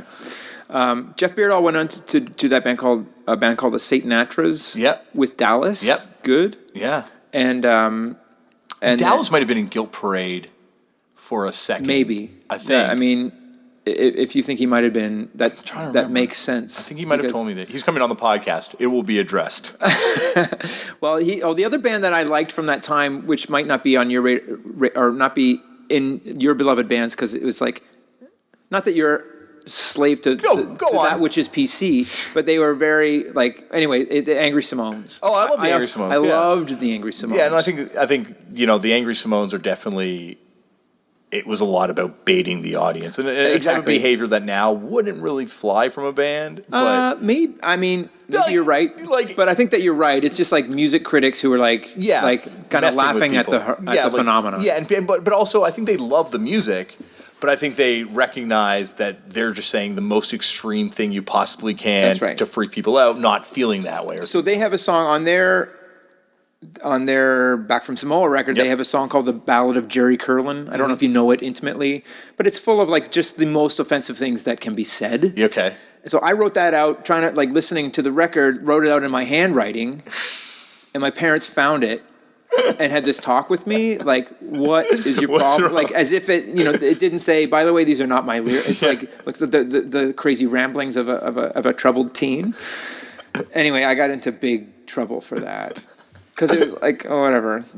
I can't even quote it, but it was extremely offensive. So I guess, like, to get back on the timeline, you get back from D.C. in 88. So my band Spent plays 3 shows or something, but, over the course of a year, and we probably practiced about 25 times. Were you back from your successful American tour on the Flyers? Back from the tour. Like, sorry, we'd been away for a while.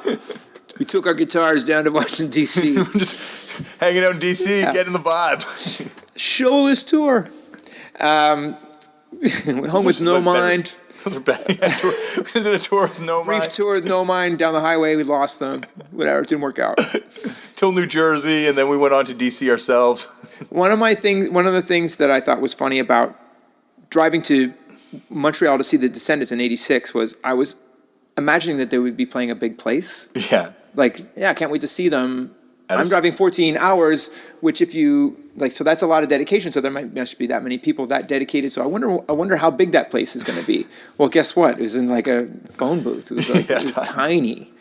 And, but I even wrote a thing about that. But just like, of course, it makes more sense that it was tiny, and it was way more enjoyable because it was tiny. Like I was singing in the mic the whole show. It was awesome. And I've since met Milo, who knows, like, when they played at Young Dundas, like Andrew and Patrick were backstage with them. I was on a flip phone. I couldn't get backstage, and I was like, I could see Milo talking to them. I was like, that's my hero. Not cool. But then they were like, he's coming to see our show in Philadelphia. So and so he came, and I was like, we have to learn a Descendants song in case, sort of like, we got to bring the guitars in case the show breaks out. So we learned Catalina or whatever, but and he got up and sang with us, and he was awesome. That's awesome. And he knew all about us too. He had some of our records. Yeah, no, I'm sure. Well, because we'll get into Sloan in a second. Oh yeah, well, but Sloan I've told you this before, but Sloan, much like the Best Show with Tom Sharpling, is like a secret handshake among bands. Like, people that know Canadian bands will be like, oh yeah, like, yeah, Canada, like Bryan Adams was the big one for a long time, then Avril Lavigne, then Justin Bieber. But if they knew stuff, they'd be like, that band Sloan is killer. Right. That band Sloan. And that's Tom Sharpling. First time I met him, we talked about Sloan. Like, the Strokes, Jet. Yeah. Not the Jet's cool, but they're cool. Hey, they were cool enough to say nice things about us to take us on tour. I know, but that's what I'm saying. Like, there's a lot of people that I think you're really, and the fact that Milo from the Descendants knows and is a fan of you guys does not surprise me at all. I just... It might have surprised you. Because not because he wouldn't... Anyway, just because of how old he was. And also it's your hero. And he was my hero. Yeah. But just like...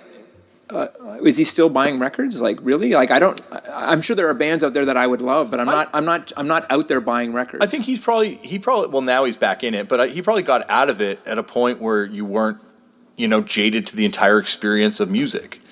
Yeah. Like he went to college, had a real job, would kind of like jump in and jump back out. Yep. So he probably was able to kind of just enjoy it as a fan and then jump back into the band.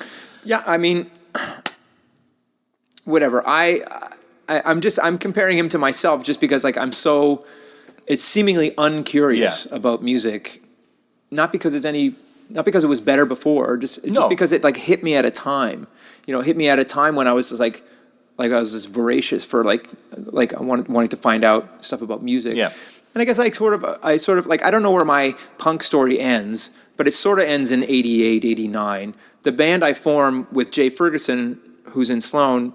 Did you know Jay from, because first time I met Jay, I heard that everyone in Sloan was a hardcore kid, a punk kid. Not him. Yeah, because I went up to Jay and I'm like, It was at that Three Gut house party thing that will come up again. And I'm like, let's go jam some Minor Threat songs. He's like, you got to talk to Chris. That was not my bag at all. But was he like, did you see him at shows prior to that? Not really. Okay. I mean, he would have probably been at the Grapes of Wrath show, but he wasn't at the Capitalist Alienation show. Yeah, he didn't drive to Montreal with you. No, but whatever. Like he was like he was into REM. Like that was his thing. Like who was like underground and cool, but it was like. What about Patrick and Andrew though? Patrick was heavily into it. Patrick was in bands. So I don't know if he was. So when I was in Spent, he was in a band called the Convulsions, or the Ripping Convulsions, briefly the Ripping Convulsions. And prior to that, he was in the most hilariously named band of all time, a band that meant to be calling themselves Persecutor, but they called themselves Prosecutor, which basically means a lawyer. Yeah. That's awesome. Isn't that fantastic? That is awesome. Spinal Tap. So Convulsions I would have seen. Yeah. I drove. So there was kind of like a time when I didn't really. All my friends, they didn't really get into it. They stayed into whatever they got into. Yeah. And so I was like going to shows by myself. Like I drove to Sackville, New Brunswick. Sackville, Nova Scotia, not that far, in a snowstorm to see Patrick's band. Oh, really? In whatever year that was. And Patrick says, I don't even really remember. He says he interviewed me for maybe the Dalhousie paper. Oh, really? When I was in Spent. Like he interviewed me about that, going to DC? Before I knew him. Yeah, I've been bragging about that for like 30 years. So you started this band with Jay when you get back? So Spent was still a band, but like we were like, I don't know if we played shows, but anyway, so I started a band with Jay and this other guy named Henry Sangalang, and we were more, so Jay's like college rock, REM, but I'm still like applying no means no, I'm the drummer, like I'm no means no barfing all over these songs with polyrhythmic drumming. Polyrhythmic stupid drumming over these like garage band songs. And Henry, the third guy, he's into like 60s music or whatever, like or nuggets and stuff like that. Like proto-punk, but I think of us as being like, we did 2 tapes, and the third one, which was going to be the record on DTK. So we have a DAT of that. Actually, I don't know if we have the DAT, but we have like a tape of the DAT. Yeah, so like that was done at a studio with overdubs, and so like that was properly done. Wow, that's something to hear. In '89. Wow. But it's like you could have been DDK 03. No, they had a bunch of records. They had there was another band, like a pop band in Halifax. Well, there was a band called the Killer Clams. They were kind of punky, but they were sort of fratty. Okay. But making no money and playing at all the punk shows. But they did a Canadian tour on a tape. Like toured their tape right up to Vancouver. Was that DDK doing tapes at that point, or they do? They probably did. Okay. I can't remember. I should have brought a discography. Yeah, sure. But they didn't get that many records in. Yeah. And they had no money. Nothing was promoted. Like maybe some records ended up in maybe Toronto, maybe Montreal, more likely. The band I'm in with Jay and Henry is called Carney Lake Road. Terrible name. I had the road sign from a place in Halifax, Carney Lake Road. And we played... Is that why you picked the name? Because you had the sign? I had a road sign, yeah. It's like, we'll call it... Anyway, stupid name. But anyway, so we toured to Montreal and back, and we toured to Toronto and back. We played the Rivoli. Oh, yeah? We were on Much Music.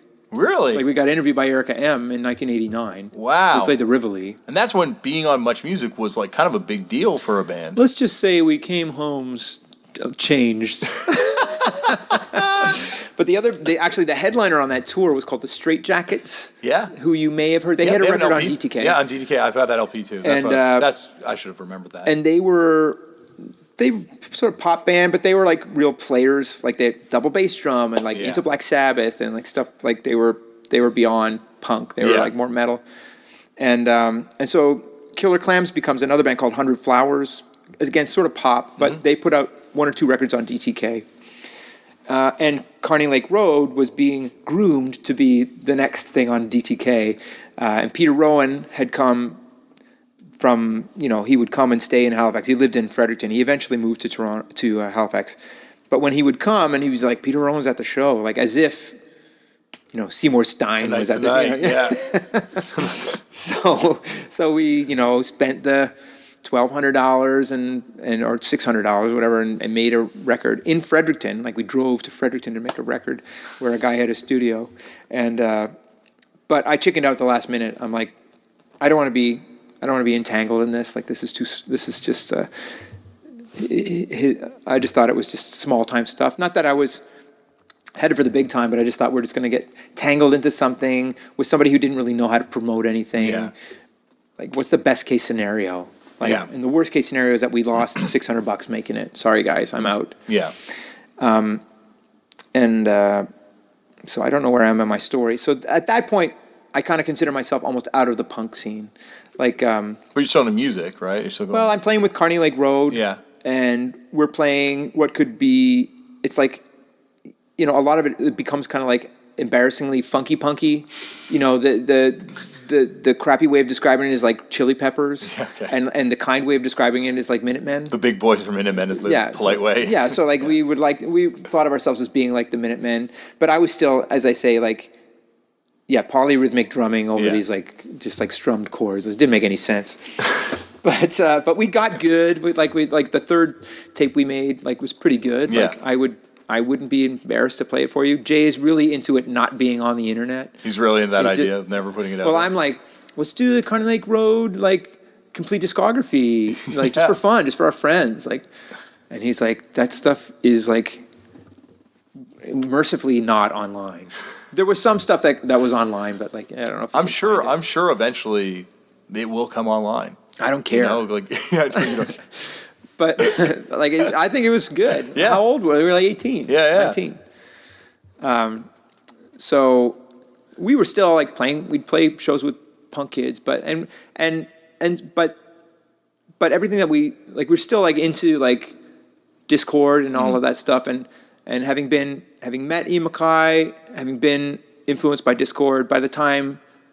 So I played in a couple other bands. It takes too long. Did that play into it? Do you think your decision not to sign to the label was everybody knew that. What would Ian do? Yeah, my whole life was what would Ian do. Yeah. And so by the time Fugazi's out, so now they're my favorite band. And then I felt like betraying them by I'm not really into Fugazi anymore. I bought Repeater, I liked it, but then after that it just seemed. I don't know how to describe it. It seemed humorless to me. Just everything. It was just, I know it was politicized and cool and but it just didn't seem very fun. It just didn't resonate with you anymore. I don't know. It just, there were other bands in Halifax that were also kind of sort of humorless or whatever, there'd just be a song called Rape. And of course they're speaking out against rape or which is something that I think is just speaking out against slavery. It's no kidding. Yeah. But, it's also weird when nothing against people who want to bring that to the conversation. Yeah. I just felt like it was. But it's a very, in the 90s, there was a lot of white dudes in bands telling people how oppressed other people were. Guess what? We shouldn't rape people. Yeah, so. And I can see, I definitely love political punk, and I can see the place for it, but I could see how someone like yourself, at that point too, it's also super. I was into the fun and the irony of the Angry Simones and the Dead Kennedys. And the politics of these bands, but not into the and not so much into presentation. Not so much into Ronald Reagan stuff. Oh, I also loved MDC. I loved the first MDC record. Really? Yeah. Yeah. It was sort of more terrifying. Was that stuff distributed? I guess it would be out there. Jay worked in record stores since he was 13. Jay Ferguson from Sloan. And he remembers being terrified of the back cover of the first MDC record. Yeah. The guy's a half Klansman, half cop, and with the gun pointed right in the face of the viewer. What did you say? The viewer, or the camera. The camera, yeah. The camera, where the camera would sit, the fourth wall. That's right. He's the fourth wall. And it was sort of terrifying. Yeah. But and not that melodic, but it was. Sorry, my friend Pat Oancia, who turned me on to Sex Pistols in grade 7, he went on to sing in a band in Montreal called Scum. You heard of that band? Great band. So he was the singer in that band. Oh wow! So much. But maybe Montreal. not the original singer, but he was in that band. They did have a second singer at some point, didn't they? And then people from that become that band Rise, maybe. or part of that. Yeah. And then one of the guys in the Straight Jackets, I think, is in Rise too. Comes to Rise. It's weird because like now that you break down, the way you're breaking it down, it's like, wow, there's not really that many Montreal punk bands. It's all like Nova Scotia expats that went up there. Yeah, setting up these Montreal hardcore bands. I guess so. Like, I mean, well, because you named Failsafe, Fair Warning, Scum, all containing Nova Scotia. That's people. right. And that's like, except but there's the Control. Nils, if you count them as punk. Yeah, Nils, Genetic Control, Asexuals Doughboys, and Capitalist Alienation, and then you're pretty much like those are your at least the band. Well, then there's a couple other bands. Zyklon B did a 7-inch, and Unruled. Did you ever see Unruled? No. Okay, they might have been a little earlier. They opened for Discharge when they played Montreal, but they were Liberty Spike, like DD punk. That was kind of going on in Halifax. Not my bag. Not your bag. But I mean, I was into it. Like I thought it was exciting and stuff. Like when I saw the Asexuals in '85, again, like I was like to my friends, like there are metal kids here and punk kids here.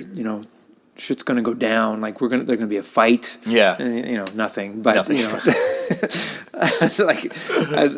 Terrified. My dad wouldn't let me like taper my pants or spike my hair or like not like I was embarrassed to do that kind of stuff. Yeah. So I'm like, luckily it was raining, so I could quickly run outside and spike my hair and come back in. Like it's so stupid.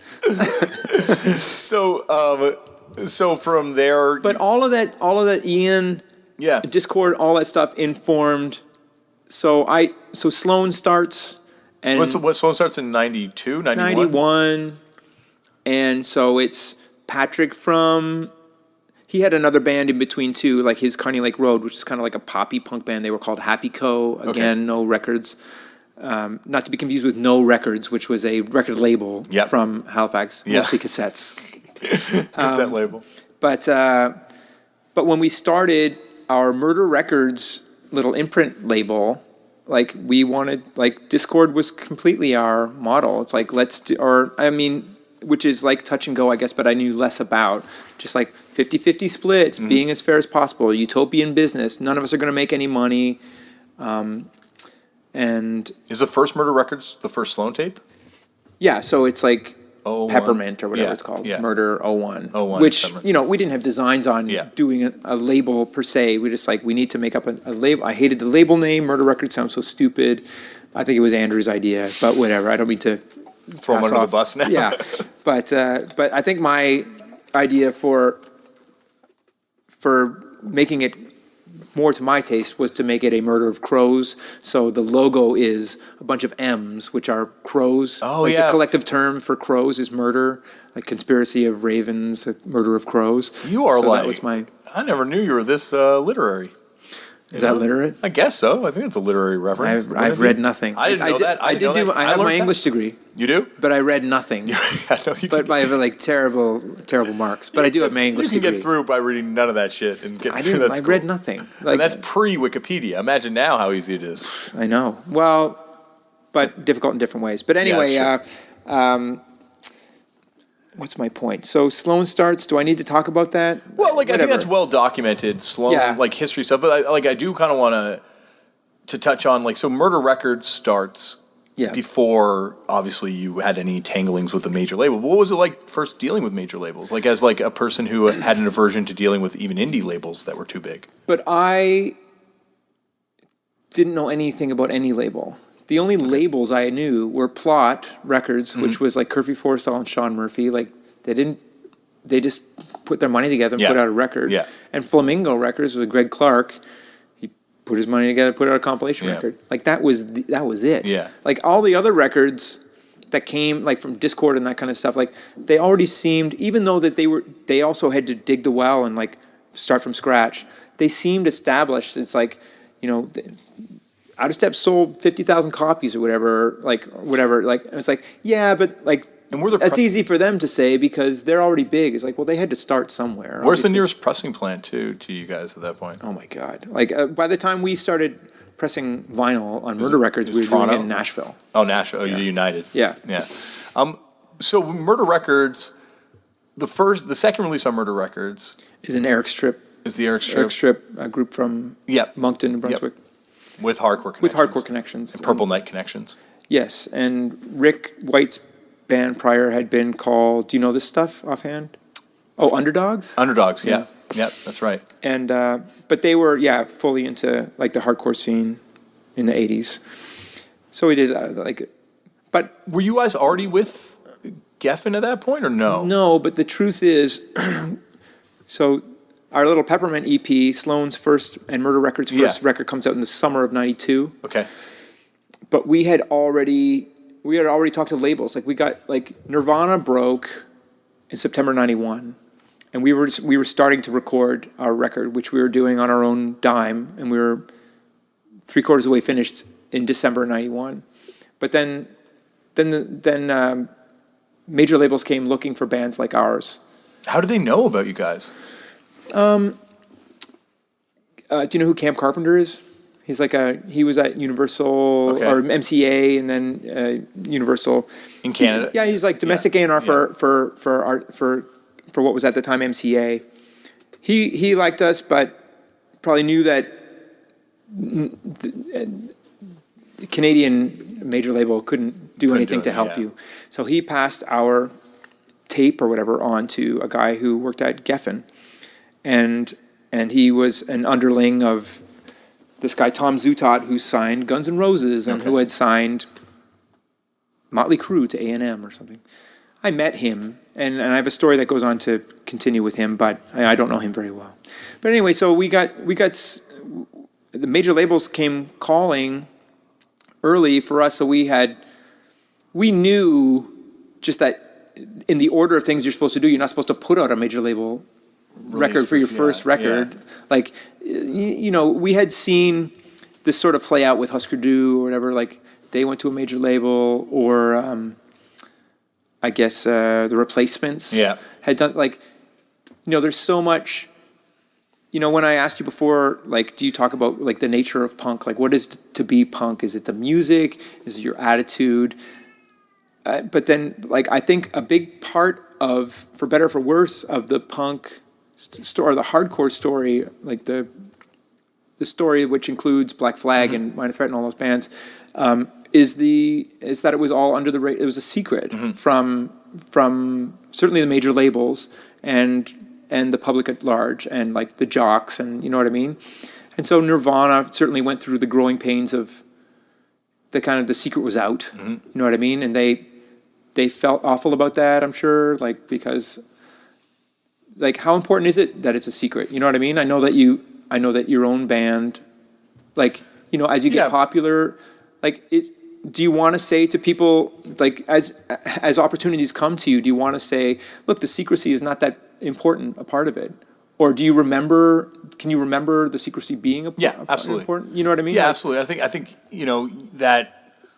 that idea of owning something is something that humans just want to have, and you want to own your music. And when other people take your music, especially people that you hate. That's right. I never met Kurt Cobain at all, but it probably drove him a little crazy. The fact that he was now being listened to by people that he would want nothing to do with.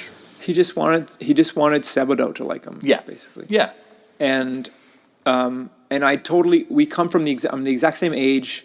I like the exact same music. I like the Beatles. When I see Dave Grohl out doing it, whatever, I don't have any.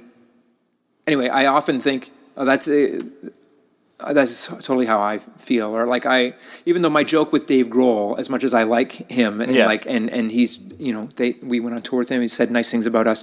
My joke about Dave Grohl is the Saturday Night Live skit about him should be, he's inducting Luther Vandross into the Hall of Fame. He's like, man, when I grew up, I was so into Luther Vandross. It's such a thrill to be playing with him tonight.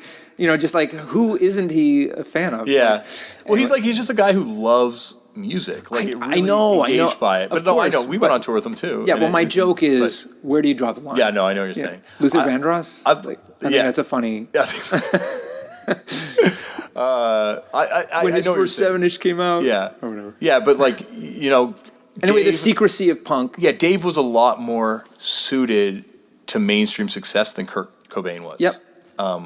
Dave Grohl seems to have been able to navigate it, probably having survived Nirvana, obviously, but but just personality-wise, he just has that kind of personality where you can exist and you can compartmentalize your guilt, I guess, punk rock guilt.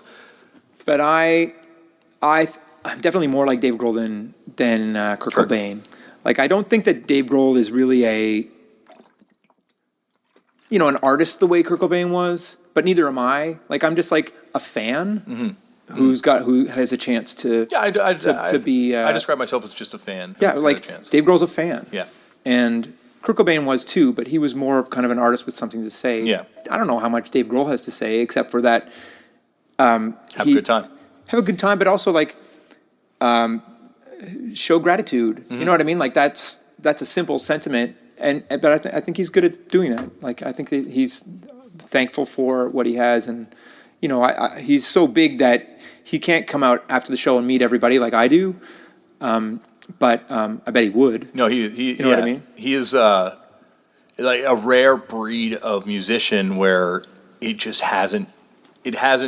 I'm sure it fucks everyone up, any amount of tension, but like it hasn't fucked him up in a way where he can't relate to people. Like you see something, you've probably seen this too, but you see some of these musicians that have just been famous for so long that the way they interact with people is just so fucking weird. Yep.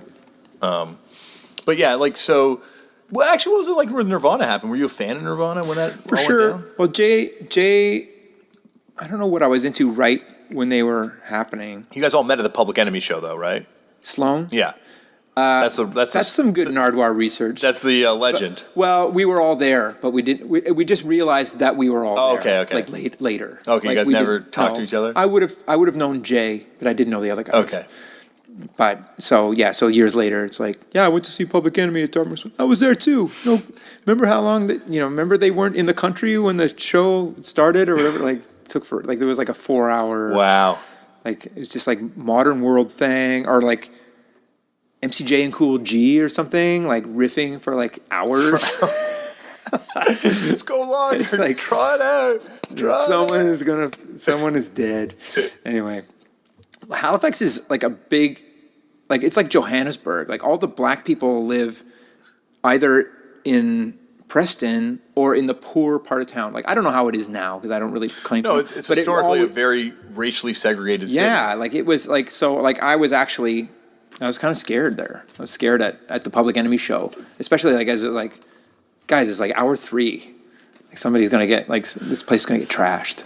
Well, I guess it's like probably growing up, not like what was your relationship like to rap at that point? Like, could you? I was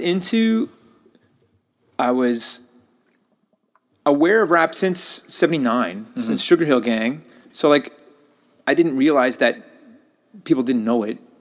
It wasn't like a huge hit or something. But my cousin had Rapper's Delight in '79. So that's not Matt Murphy. No, I'm not related to Matt Murphy. I know at all. But that was always, I never thought it was your cousin. No, everybody used to say we were brothers because I've said we were brothers. Okay, but no, someone told me they're not brothers, they're just cousins. They're not cousins. They're second cousins. No, we're not related at all.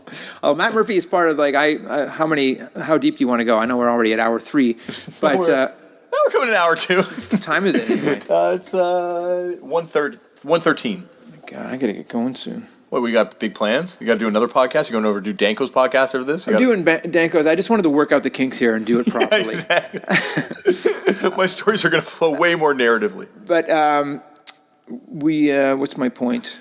I don't know what I was saying. We're talking about rap. Oh, hip-hop. Yeah, just that. No, I was into hip-hop. And, well, my band with my Carney Lake Road band, the Funky Punk, also incorporated rap. You guys had rap songs? I did some rapping. Yeah. Whoa. Not rap songs per se, like yo yo yo. It's just like I would do a rap. I would do a rap sort of part at the end of the song. I don't even know any rap song that does yo yo yo in it though. Well, sorry, I don't know how influenced by legitimate hip hop you were. Yeah, pathetic. Like you guys are scratching. But it wasn't like. Whatever. It wasn't like Limp Bizkit or something. It was on its time. Light. It was like the country song. Every band had a rap part, and every band had a country song. The cowpunk. The cowpunk, yeah. So when do these end? Like whenever you have to pee so bad that you just can't stand it? You have to pee? A little bit. We can end it now. I don't think I have much more. From 85 to 88, I was into it. Yeah, but the thing I want to talk about that we really haven't talked about is you talked about Ian MacKaye and what would Ian do. Yep. and the invisible specter of punk rock that looms over your life. Yep. Sloan, and I want to have you back on because we can talk for another 3 or 4 hours. Sure. But I just want to touch on what was that like? Because to me, Sloan was a huge band as a kid, a huge band. It was like you were the band that I was when I was getting into punk. Like everyone, you throw out everything you like, except there's that one band that you're like, they can stay, right? And that was Sloan. I appreciate that. But well, we wanted to be. You know what I mean? Yeah. And you never hit it. But so the thing that I should say, I don't know where your listeners live, but in Canada, all over the place, I think. In Canada, my band Sloan reached a level of success that wasn't off the charts. We didn't sell 1 million records or anything. We sold 80,000 records of our third record in Canada, which is pretty big. For Canada, it's huge. Yeah, and it was at a time when people sold records. But the people that you were on TV. So we were on TV, we were on mainstream media, we were on the radio, and our peers, we were on this Much Music, the MTV of Canada, compilation a couple of times, which was called Big Shiny Tunes. You were on Volume 1 because you know how to put that together. This guy that you're looking at right here, Chris. Big Shiny Tunes. Big Shiny Tunes, Volume 1. The lawyer was friends with my economics teacher in high school. What are you talking about? Are you serious? Yeah, and he brought in a huge list of songs. That's 600,000 records. What songs are you guys into? Yeah, he gave me a copy of that. No, you're kidding. I have one copy of Big Shiny Tunes. Well, and I also did Absolute 90s. Really? I helped pick some songs on that. Are we on that? No, but you were on the selection list. I'm just kidding. King Missile is, though, with detachable penis. Oh, good. That was not one of my picks. I must get it. Oh, but Dino Jr. does their Cure songs on that. Their cover of the Cure is on that. Oh, okay. So, Dino Jr., they covered, maybe off your radar, but they covered a Peter Frampton song, Show Me the Way or something. Yeah. Anyway, they played the wrong chords, and that was not lost on this young man. It seems like you and Maskus are ready to have some beef. I went to a party one time with Jay Maskus, and I essentially referred to him as ugly. His face? Sort of to his face. And that's from a good-looking dude, though. That's not cool. No, but we had... It'd be like you calling me fat. It would not be cool. I think I thought I was being, funny in a way that it's you're no prize, or, something stupid like that. And he's just like, goodbye forever, whatever. Yeah. But do you ever talk to him about punk and hardcore? No. He is a legit hardcore dude, too. Yep. You and him could relate on some of the stuff they're talking about, I think. He got out before Revolution Summer, though. He was not into that stuff. Right. Well, that's where, maybe I think he was more into the baton. Black magic punk for him. Yeah, that's right. I'm going to have to pee, so okay, well, see you next time. We're going to wrap it up. We'll wrap it up now. Holding my bird. Damn it, we didn't get to talk about selling out an Ian Mackay guild, but we can talk about that. That's part 2. That's part 2. We'll see how the numbers do for this one. Yeah, it will be huge. Chris, thank you so much for coming on, buddy. Yeah. Awesome. Thank you.